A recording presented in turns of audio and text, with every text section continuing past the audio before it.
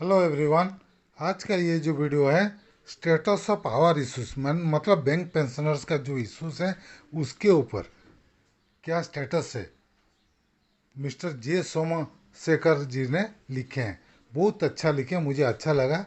Fact ही है जो लिखे, एकदम करेक्ट फैक्ट वही है। तो इसलिए मैं ये आप तक पहुंचाने के लिए ये वीडियो बना रहा हूँ।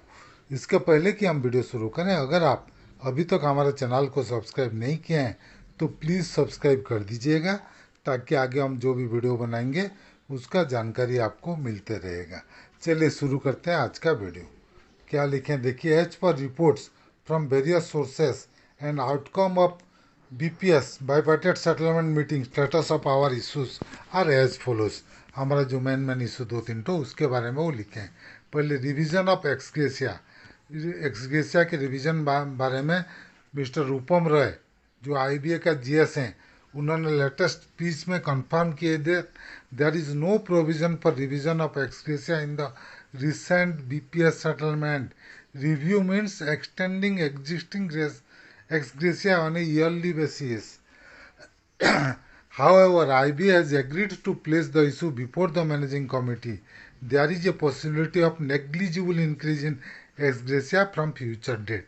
देखिए, रूपम राय मीटिंग में उधर सीधर बोले कि जो एक्स ग्रेसिया है एक एक साल, लेकिन जब साइन किए थे क्लियर कट लिखे हैं ये जो एक्स ग्रेसिया है this is for 12 bipartite settlement total 2027 तक, और उसके हर अप्रैल में उसका रिव्यू होना है। रिव्यू मतलब कम हो या ज़्यादा हो करना चाहिए, लेकिन कुछ नहीं किया। लास्ट टाइम भी वो फाइनेंशियल ईयर का बैलेंस शीट नहीं आया बोल के रख दिए, बोले कि जब बैलेंस शीट आएगा देखेंगे। मतलब बैलेंस शीट आने से उसको बढ़ना कि कम ना करना था। इस साल भी यही बात हुआ, और अभी लेकिन बोल रहे हैं नहीं उसको एक साल एक्सटेंड कर दिए। मतलब जैसे कि एक साल एक्सग्रेसिया दे के बंद कर देना था। इसको रिव्यू करना है, मतलब बढ़ाना कमाना नहीं है, एक्सग्रेसिया को कंटिन्यू करना, ये इनके हिसाब से लग रहा है। Next issue, merger of DA. Some years back IBA and UFU were playing actuaries appointment game. In one meeting UFU used to ask IBA to appoint two actuaries, and in next meeting IBA used to ask UFU to suggest name. No mem appointment of actuaries and no report is published. पहले से जो चल रहा था, अभी नहीं, कुछ साल पहले से जब भी हम डीए का मर्ज करने के लिए बोलते थे तो बोलते थे कि ये आपको एक्चुअलीज अपॉइंट करके कितना खर्चा हुआ देखेंगे बोल के।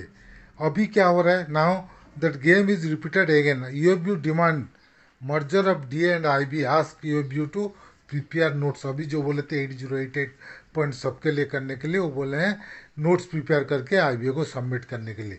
लेकिन यूएफयू के पास टाइम ही नहीं है। एक मीटिंग के बाद दूसरा मीटिंग आ गया, लेकिन यूएफयू नोट सबमिट नहीं किए।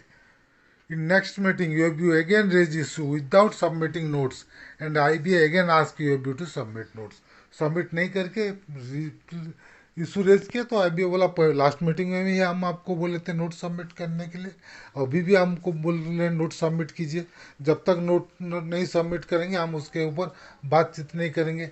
उनका कंटेंशन है उसमें कोई खर्चा अगर एक्सपेंसेस नहीं लगेगा तब जाके वो करेंगे, यही बोल रहे हैं। लेकिन कोई भी चीज करते हैं तो बिना खर्चा में होता है, कुछ तो खर्चा नॉमिनल होगा ही।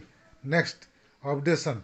When IBA is not ready to implement a merger of DA unless it is cost neutral, how will it agree for objection. सही बात है, छोटा सा जो खर्चा है डीए को 2016 को सबको लाने के लिए, उसमें छोटा सा खर्चा के लिए अगर एग्री नहीं हुए हैं तो पेंशन ऑब्जेक्शन के लिए वो कहाँ से एग्री करेंगे। उसके लिए बोल रहे हैं बिना खर्चा होगा तब जाके 8088 पॉइंट में सबके लिए करेंगे, तो ऑब्जेक्शन में तो वो बहुत खर्चा होगा, तो उसके बारे में तो करेंगे नहीं।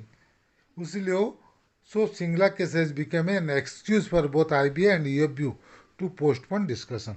उनको एक एक्सक्यूज मिल गया, सब जुडिस बोले, जैसे कि सब जुडिस होके कोई चीज़ आज तक हुआ नहीं, ऐसे ही बात करें। 100% ये न्यूट्रिलेशन हुआ सब जुडिस होके। सब जुडिस होके रीजन इसको ऑप्शन मिला। सब जुडिस होने से और सारा बहुत सारा चीज़ हुआ है, लेकिन पेंशन ऑब्जेक्शन के टाइम में उनको बहाना चाहिए, बोल दें सब जुडिस से हम बातचीत नहीं करेंगे।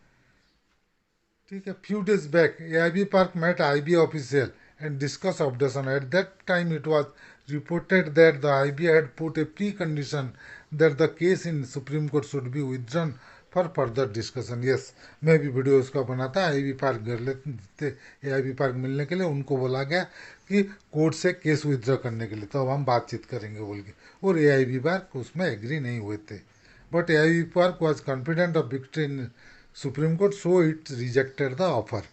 वो ऑफर रिजेक्टेड किए, लेकिन अब कोर्ट केस चलते चलते बात करने के लिए वो मना नहीं किए, केस विथड्रॉ करने के लिए वो मना किए हैं. Now since 1 year our case is not listed. बहुत सारा क्या होता है, हमारा केस अभी लिस्टेड होता है, हियरिंग नहीं होता है, हियरिंग तक नंबर हमारा ही नहीं आता. Even when it is listed the case is not being taken up for hearing. Every time our advocate has to request the court for early hearing. 2 बार हो चुका है अर्ली हियरिंग के लिए, और फाइनल जजमेंट में अभी भी पेंडिंग है. As petitioners are senior citizen, जज will agree and fix up a date, but again the same story, not taken up for hearing. Hearing के लिए हमारा केस आता ही नहीं है. Now AIB park has might have lost confidence about early hearing. It is demanding out of court settlement. Actually out of court settlement उनका जो adviser है मिस्टर नडाफ जी ने, वो सजेशन के बोले हैं आईबीए और डीएफएस को कि आउट ऑफ कोर्ट बात करने के लिए. इसका मतलब नहीं कि कोर्ट में जाके केस विथड्रॉ करेंगे, उसके बाद कोर्ट केस चलता रहेगा, फिर भी बाहर बात कर सकते हैं, यही उनका सजेशन था. तो यही चीज़ बताएं हमारा जे सोमशेखर जी ने.